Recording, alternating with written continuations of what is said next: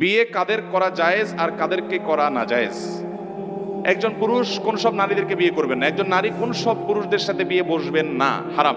এ সম্পর্কে সূরা নিসার 23 নম্বর আয়াতে আল্লাহ রাব্বুল আলামিন 14 জনের একটা তালিকা দিয়েছেন। এর মধ্যে প্রথম হলেন মা। একজন পুরুষ তার মায়ের সঙ্গে বিয়ে বন্ধনে আবদ্ধ হতে পারবেন না। দ্বিতীয় হলো বোন, তৃতীয় হলো কন্যা, চতুর্থ হলো খালা, এরপর হলো ফুফু, এরপর হলো ভাতিজি, তারপর হলো ভাগ্নি, তারপর হলো শাশুড়ি, তারপর হলো পুত্রবধূ, এরপর হলো নিজের স্ত্রী, যিনি যার সঙ্গে তিনি সংসার করেন, শারীরিক সম্পর্ক করেছেন। এই স্ত্রীর অন্য ঘরের কোনো কন্যা যদি থাকে তাকে বিয়ে করা যাবে না। ঠিক একইভাবে কোনো মহিলাকে আপনি বিয়ে করেছেন, তার বোনকে এই মহিলা স্ত্রী থাকাকালীন একসাথে দুই বোনকে বিয়ে করতে পারবেন না। এই মহিলার সাথে তালাক হয়ে গেছে, মারা গেছে, তখন করতে পারবেন। এর পাশাপাশি অন্যের স্ত্রী থাকাকালীন অবস্থায় ভদ্র মহিলাকে আপনি বিয়ে করতে পারবেন না। এছাড়া অন্যান্য মহিলাদেরকে আপনি বিয়ে করতে পারবেন। যাদেরকে আপনি বিয়ে করতে পারবেন না তাদের সাথে আপনার দেখা দেওয়া জায়েজ, কারণ তাদের সাথে আপনার রক্তের সম্পর্ক আছে। আর যাদেরকে আপনি বিয়ে করতে পারবেন তাদের সাথে দেখা করা জায়েজ নাই।